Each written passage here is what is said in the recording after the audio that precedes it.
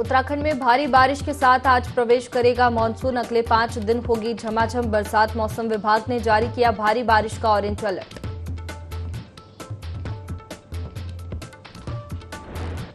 भारी बारिश की चेतावनी को लेकर प्रशासन हुआ अलर्ट। मुख्यमंत्री पुष्कर सिंह धामी ने सभी अधिकारी कर्मचारियों को अलर्ट रहने के दिए निर्देश। आपदा की दृष्टि से जारी किए गए नंबर।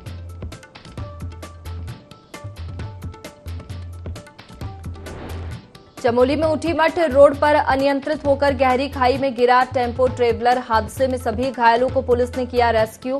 भोपेश्वर के जिला अस्पताल में चल रहा इलाज।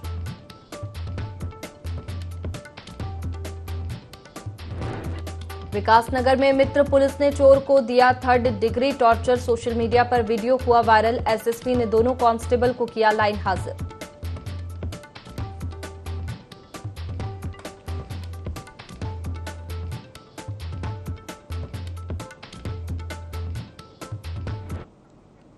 नमस्कार, आप देख रहे हैं देवभूमि लाइव। मैं हूं आपके साथ में वैष्णवी और खबर की शुरुआत करेंगे देहरादून से, जहां उत्तराखंड में G20 की तीसरी बैठक होगी। नरेंद्र नगर में आज G20 की बैठक शुरू होगी और सभी देशों के प्रतिनिधि नरेंद्र नगर पहुंच चुके हैं। पहली बैठक रामनगर और दूसरी नरेंद्र नगर में हुई थी। तीसरी बैठक भी नरेंद्र नगर में आज से होगी। शाम 3 बजे बैठक को लेकर प्रेस कॉन्फ्रेंस की जाएगी। तो देखिए, उत्तराखंड में G20 की तीसरी बैठक होगी। नरेंद्र नगर में आज G20 देशों की बैठक शुरू होगी। सभी देशों के प्रतिनिधि मंडल नरेंद्र नगर पहुंच चुके हैं। चलिए इसी पर जानकारी लेंगे। संवाददाता विनय हमारे साथ में सीधे जुड़ गए हैं। विनय, सभी देशों के प्रतिनिधि मंडल नरेंद्र नगर पहुंच चुके हैं बैठक को लेकर जो G20 की होने वाली है।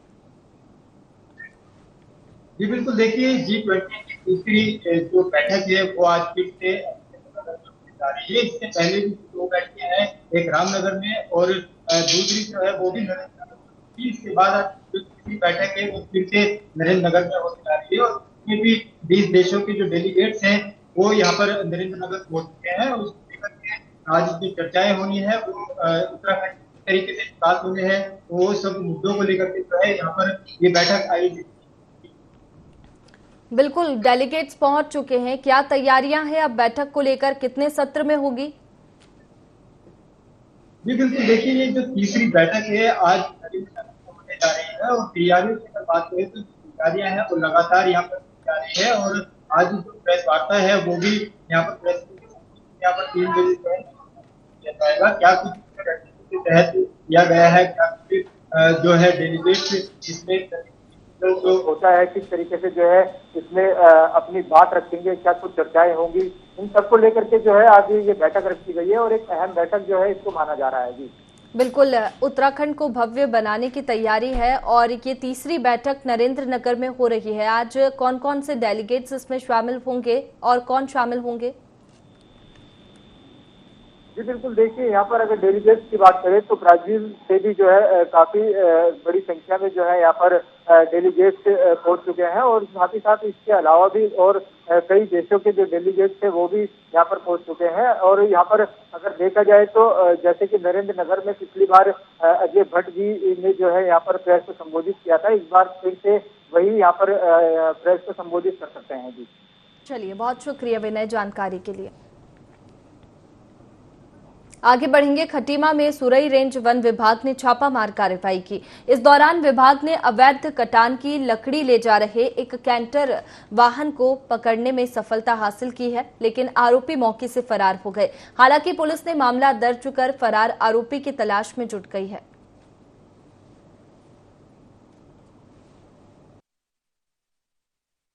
अवैध प्रकाश के अभियान की सूचना पर इस वन प्रभाग की खटीमा और सुरई रेंज के विभिन्न स्थानों पर वन कर्मियों द्वारा विगत दिवसों में छापेमारी की कार्रवाई की गई। कार्रवाई के दौरान एक वाहन खटीमा अवैध प्रकाश अभियान करते हुए पाया गया, जिसे पकड़कर अभिरक्षा में लिया गया और भारतीय वन अधिनियम के अंतर्गत इनके विरुद्ध कार्रवाई की जा रही है। कानपुर के जूही थाना क्षेत्र में आने वाले राखी मंडी इलाके में स्थित स्क्रैप गोदाम में जोरदार धमाका हो गया, जिससे भयंकर आग लग गई। हादसे में करीब 10 कर्मचारी बुरी तरह झुलस गए।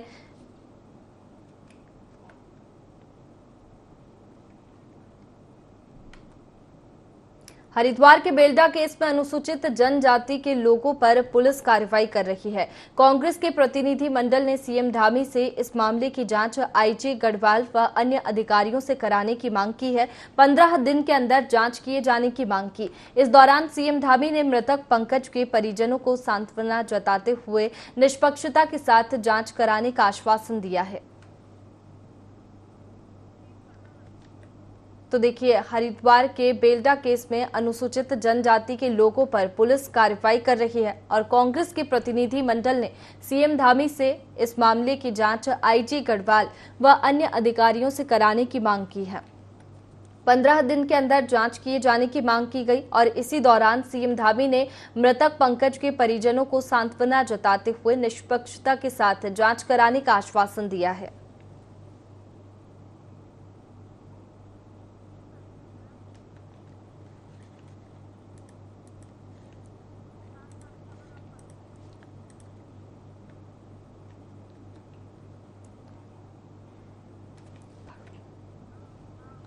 तो देखिए, हरिद्वार के बेलडा केस में अनुसूचित जनजाति के लोगों पर पुलिस कार्रवाई कर रही है। कांग्रेस के प्रतिनिधि मंडल ने सीएम धामी से इस मामले की जांच आईजी गढ़वाल व अन्य अधिकारियों से कराने की मांग की है। 15 दिन के अंदर जांच किए जाने की मांग की। इस दौरान सीएम धामी ने मृतक पंकज के परिजनों को सांत्वना जताते हुए निष्पक्षता के साथ जांच कराने की मांग की है।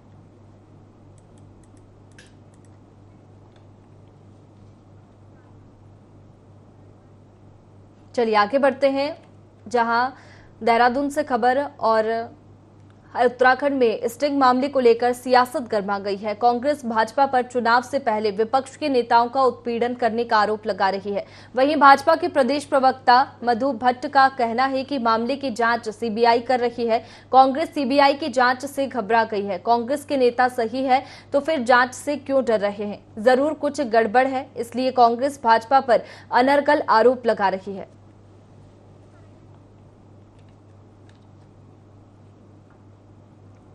तो देखिए, स्टिंग मामले को लेकर सियासत गर्मा गई है। कांग्रेस भाजपा पर चुनाव से पहले विपक्ष के नेताओं का उत्पीड़न करने का आरोप लगा रही है। वहीं भाजपा के प्रदेश प्रवक्ता मधु भट्ट का कहना है कि मामले की जांच सीबीआई कर रही है। कांग्रेस सीबीआई की जांच से घबरा गई है। कांग्रेस के नेता सही है तो फिर जांच से क्यों डर रहे हैं? जरूर कुछ गड़बड़ है, इसलिए कांग्रेस भाजपा पर अनर्गल आरोप लगा रही है।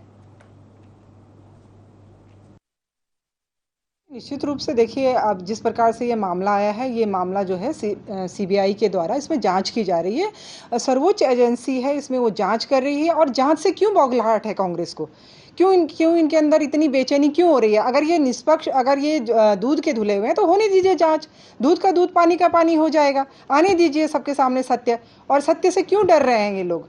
सत्य से इसलिए घबरा रहे हैं क्योंकि कहीं ना कहीं लगता है कुछ ना कुछ अंदरूनी जो है कुछ ना कुछ बाहर आएगा, इसलिए ये सीबीआई जांच से घबरा रहे हैं। उत्तरकाशी में पुलिस और प्रशासन कावड़ यात्रा की तैयारियों में जुट गया है। कावड़ यात्रा में लाखों कावड़ यात्री गोमुख और गंगोत्री से कावड़ भरने उत्तरकाशी आते हैं। पुलिस विभाग ने यात्रियों की सुरक्षा के लिए स्पेशल प्लान बनाया है। इसमें भंडारा चलाने वाले लोगों को भी प्रशिक्षित किया जा रहा है। साथ ही लैंडस्लाइड वाले स्थानों पर फोर्स भी तैनात की जाएगी।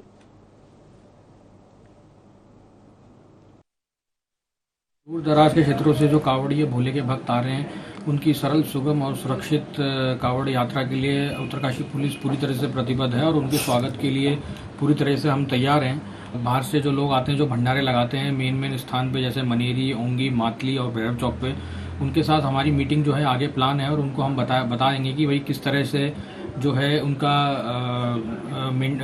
कंट्रोल करना है कावड़ियों को और किस तरह से बात करनी है, हम उनसे बात करेंगे। हमने कुछ स्थान जो है वो चिन्हित कर लिए गए हैं जो सेंसिटिव और वल्नरेबल हैं, जहाँ पे बारिश की वजह से जो मलबा आता है या पत्थर गिरते हैं, तो वहाँ पे हमारी फोर्स तैनात रहेगी। सीएम पुष्कर सिंह धामी के निर्देश अनुसार पुलिस विभाग साल 2025 तक उत्तराखंड को ड्रग्स फ्री बनाने के लक्ष्य के साथ काम कर रही है, जिसके तहत पुलिस लगातार कई सेमिनार का आयोजन करती है। इसी के तहत पुलिस ने देहरादून के सरदार पटेल भवन में एंटी ड्रग्स दिवस सेमिनार का आयोजन किया, जिसमें उन तमाम मुद्दों पर चर्चा की गई जो प्रदेश को ड्रग फ्री बनाने में मददगार साबित हो सकते हैं। इस दौरान पुलिस महानिदेशक ने कहा कि ऐसी जगहों पर जल्द ही पुलिस की कार्रवाई देखने को भी मिलेगी। सीएम पुष्कर सिंह धामी के निर्देश पर पुलिस विभाग साल 2025 तक उत्तराखंड को ड्रग्स फ्री बनाने के लक्ष्य के साथ काम कर रही है और इसी के तहत पुलिस लगातार कई सेमिनार का आयोजन करती आ रही है। इसी के तहत पुलिस ने देहरादून के सरदार पटेल भवन में एंटी ड्रग दिवस सेमिनार का आयोजन किया, जिसमें उन तमाम मुद्दों पर चर्चा की गई जो प्रदेश को ड्रग फ्री बनाने में मददगार साबित हो सकते हैं।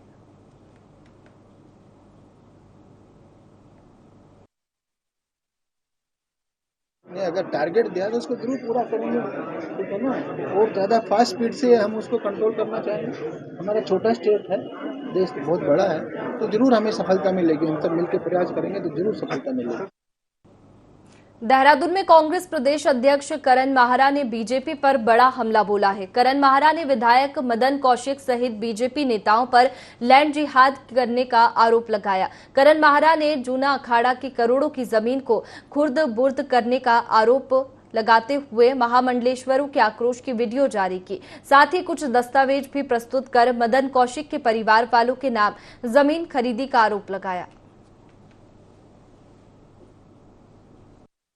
बीजेपी के लैंड जिहाद की कलई खोलने की कोशिश की है। जो मेडिकल एजुकेशन सोसाइटी है उस पर आरोप लगाया कि उन्होंने 6 बीघा जमीन पे कब्जा किया। तो ये जमीनों के खुर्द बुर्द के काम भारतीय जनता पार्टी की देखरेख में, उनके पार्टी के मेयर की देखरेख में इस देहरादून राजधानी में हो रहे हैं। कई संतों के गायब होने की, उनके मरने की भी आरोप इस पर लगाए गए हैं। उस प्रकरण की भी जांच होनी चाहिए। संतों से भी आयोग को बात करनी चाहिए, जो समिति बनेगी बात करनी चाहिए, और पीड़ित पक्ष के साथ साथ जिन पर आरोप लगे उनसे भी बात करनी चाहिए। खाते खतौनों की जांच होनी चाहिए और सरकार को सामने आके अपना वक्तव्य इस विषय में देना चाहिए। देहरादून में राजेंद्र नगर निवासी एक व्यक्ति के साथ धोखाधड़ी का मामला सामने आया है। पीड़ित के साथ पॉलिसी मैच्योरिटी के नाम पर लगभग 43 लाख रुपए की ठगी हुई है। वहीं पीड़ित की शिकायत पर इस मामले की जांच एसटीएफ को सौंपी गई, जिसके बाद एसटीएफ ने आरोपी को दिल्ली के अशोकनगर इलाके से गिरफ्तार किया और आरोपी के पास से करीबन 6 मोबाइल, आधा दर्जन सिम कार्ड और 47,000 रुपए समेत कई चीजें बरामद की है। साथ ही अन्य आरोपी की तलाश में जुट गई है। हमारे यहाँ पर एक शिकायत प्राप्त हुई थी जिसमें एक सीनियर सिटीजन थे, 80+ ईयर्स एजेड थे। उनके साथ में पिछले 5-6 वर्षों से इंश्योरेंस पॉलिसीज़ रिन्यू कराने के नाम पर, बंद पॉलिसीज़ को दोबारा से स्टार्ट कराने के नाम पर और अन्य लुभावने ऑफर देकर उनके साथ में 43 लाख से ज़्यादा की धोखाधड़ी की गई थी। और ये पिछले 5-6 साल से धोखाधड़ी इनके साथ में चल रही थी। और जब इनको इस बात का पता चला कि जो पैसा गया है वो कंपनी के अकाउंट में, इंश्योरेंस कंपनी के अकाउंट में नहीं गया है, उनके साथ धोखाधड़ी हुई है, तो उन्होंने मुकदमा दर्ज कराया था। कि जो मेन इसका सरगना है इस पूरे गिरोह का, अजीत, इसको गिरफ्तार किया है और इससे पास से 47,000 रुपये, 6 मोबाइल फ़ोन और 7 सिम कार्ड मिले हैं। इसके साथ ही इसके पास से एक रजिस्टर भी, 2 रजिस्टर भी मिले हैं जिनमें काफ़ी सारे बैंक अकाउंट्स की डिटेल है। इसके पास से जो सिम कार्ड्स, जो मोबाइल फ़ोन्स, जो रजिस्टर्स बरामद हुए हैं उस संबंध में पूरे लिंकेजेस निकाले जा रहे हैं। उत्तराखंड में पहाड़ों पर लगातार हो रही बारिश से भीमगोड़ा बैराजपुर पर गंगा का जलस्तर बढ़ गया है। बाढ़ आपदा राहत चौकियों को अलर्ट मोड पर रखा गया है। गंगा का जल स्तर 291.40 मीटर पर है, जो खतरे के निशान से नीचे है। लेकिन अगर पहाड़ों पर बारिश लगातार जारी रही तो गंगा का जलस्तर खतरे के निशान को भी पार कर सकता है। मौसम विभाग ने अगले 7 दिन तक भारी बारिश के संकेत दिए हैं।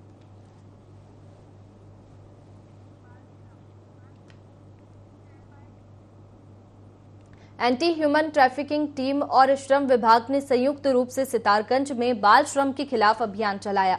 अभियान में दुकानदारों, ढाबा, रेस्टोरेंट, होटल, मॉल के मालिकों और संचालकों को बाल श्रम को लेकर जागरूक किया।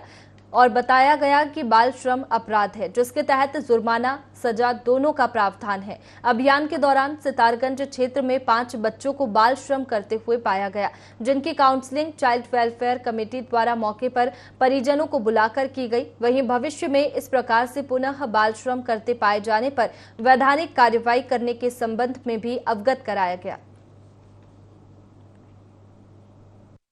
और चाइल्ड हेल्पलाइन हो गया, चाइल्ड वेलफेयर कमेटी हो गई, श्रम प्रवर्तन अधिकारियों के साथ हमने जो है एंटी वुमन ट्रैफिकिंग द्वारा जो है संयुक्त रूप से चेकिंग करके इसमें जो है कि जो बाल श्रम है, बाल श्रम के प्रति हमने अभियान चलाया है और जिसमें 18 वर्ष से कम उम्र के जो बच्चे हैं जो खतरनाक स्थानों जैसे कारखानों में, होटल, ढाबों में और ये मोबाइल्स जो ऑटोमोबाइल्स के दुकान में काम कर रहे हैं जिनको उन्हें खतरा है, तो उनमें हमने चिन्हित किया है। इसमें 5 बच्चे हमको आज बाल श्रम करते हुए पाए गए हैं।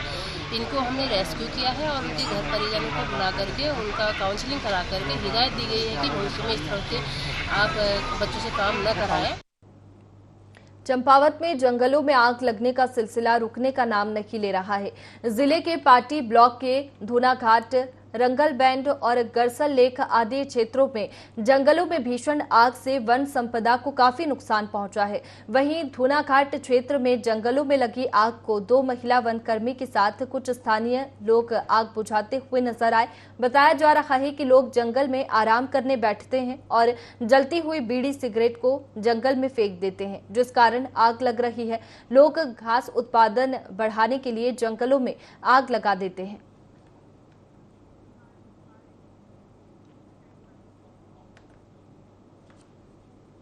लक्सर में मौसम विभाग की भविष्यवाणी सच साबित हुई।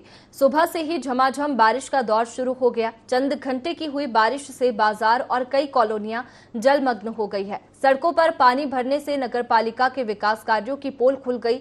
झमाझम बारिश से लोगों को भीषण गर्मी से निजात मिली है। लगातार पहाड़ों में हो रही बारिश से लक्सर से होकर गुजर रही नीलधारा गंगा का भी जल स्तर बढ़ गया है।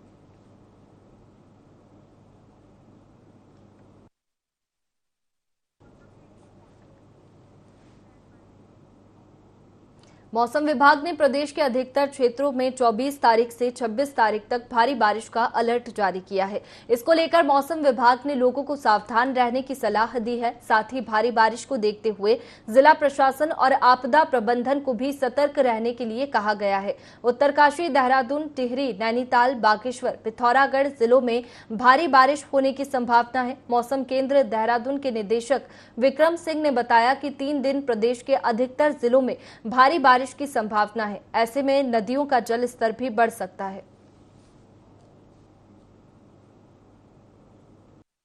25-26 से 3 दिन आगे आने वाले जो है, तो इसमें जो डिस्ट्रीब्यूशन की बात करें तो ज़्यादातर जगहों में बारिश तो है ही है, हल्की से मध्यम, लेकिन इसके साथ साथ हैवी से वेरी हैवी रेन जो है वो भी आपको जो है कहीं कहीं पर प्रदेश के जो जनपद है उनमें वो मिलेंगी, और मैदानी क्षेत्रों में भी कहीं कहीं पर हैवी रेंज तो वहाँ पर भी मिलेंगी। तो कहीं ना कहीं जो पानी का जल स्तर है गाढ़ गदेरों में वो बढ़ेगा।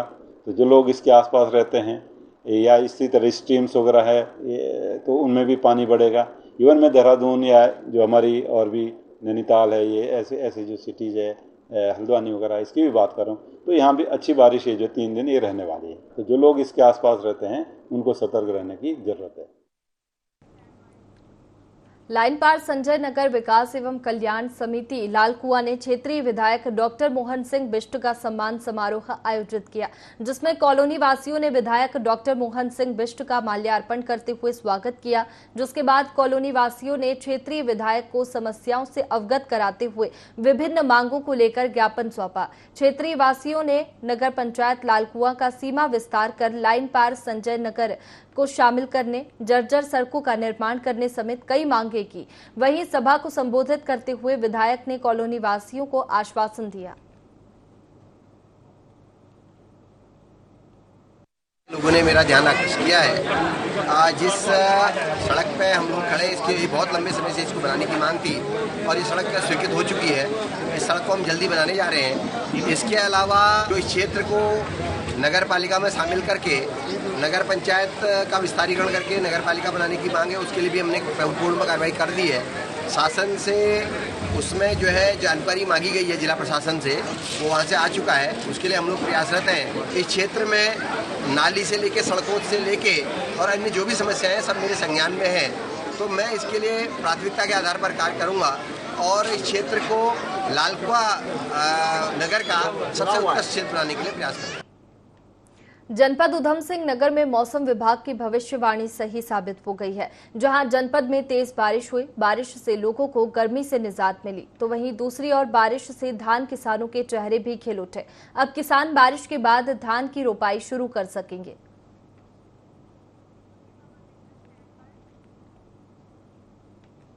चाय बागान सीलिंग की जमीन पर अतिक्रमण मामले ने तुल पकड़ लिया है, जहां जिला अपर कलेक्टर अदालत ने इस मामले में पूर्व मंत्री और मौजूदा विधायक बिशन सिंह चुफाल के खिलाफ नोटिस जारी कर जवाब तलब किया है। अदालत ने सभी अतिक्रमणकारियों को 24 जून को अदालत में तलब किया है। इस मामले को लेकर बिशन सिंह चुफाल का कहना है कि 2011 में जब बीजेपी के प्रदेश अध्यक्ष थे तब उन्होंने इन पत्रों पर हस्ताक्षर किए थे, जिसके चलते नोटिस उनको भेजा गया है। 24 जून को कोर्ट में जाएंगे और न्यायालय को जानकारी देंगे। जारी है। मैं प्रदेश अध्यक्ष था उस समय भारतीय जनता पार्टी का 2011 में की व्यवस्था है कि भाई जो प्रदेश अध्यक्ष होगा तो उसके जमीन के लिए उसके निश्चित रूप से हस्ताक्षर होंगे। कल तारीख है, उसमें हम उसका जवाब देंगे, उसके बाद कानूनी सलाह लेंगे, उसके बाद निर्णय लेंगे। विकासनगर में रुद्र सेना के कार्यकर्ताओं ने प्रदर्शन किया। कार्यकर्ताओं ने जाम लगाकर सांकेतिक प्रदर्शन किया। कार्यकर्ताओं का कहना है कि नियमों के विरुद्ध मुस्लिम युवक को दुकान दी गई है, जिसकी शिकायत 6 महीने पहले की गई थी, लेकिन कोई कार्रवाई नहीं हुई। मामले पर रुद्र सेना के संस्थापक राकेश तोमर का कहना है कि मीट की दुकान चलाने वाला युवक पूजा का सामान बेच रहा है, जिससे हिंदू समाज की धार्मिक भावनाएं आहत हो रही है। गुस्साए रुद्र सेना के कार्यकर्ताओं ने नारेबाजी करके एसएसपी कार्यालय में शिकायत दर्ज करवाई। साथ ही चेतावनी दी कि अगर 27 तारीख तक दुकान खाली नहीं की गई तो 28 तारीख को बाजार बंद करके प्रदर्शन किया जाएगा। ये है कि देवभूमि उत्तराखंड के जौनसार बावर महासू भूमि के अंदर लंबे समय से नाम छुपाकर हलाल की दुकानें चला रहे थे, तथा ठीक उसी के सामने वही व्यक्ति काली माता का मुखौटा लगाकर दून जनरल स्टोर के नाम से प्रसाद इत्यादि बेच रहे थे। काली माता की मूर्ति, चुनरी और सब कुछ बेच रहे थे, जिसके बाद समस्त हिंदू संगठनों ने विरोध किया, प्रदर्शन किया। लेकिन उसके बावजूद भी पुलिस प्रशासन और कुछ लोगों के दबाव में आकर हम लोगों की धकेल के लाती है और दूसरी बात जो हमें पे मुकदमा दर्ज करती है। कुल मिला के हम लोग आज विरोध प्रदर्शन दर्ज करने आए, हम लोग FIR दर्ज करने आए कि कैसे उन्होंने हमें जाति सूचक शब्द करके मारने की धमकी दी गई, और इसी की वजह से हम लोग आए हैं। फिलहाल देवभूमि लाइव में इतना ही। आप बने रखिए IND 24 पर। नमस्कार।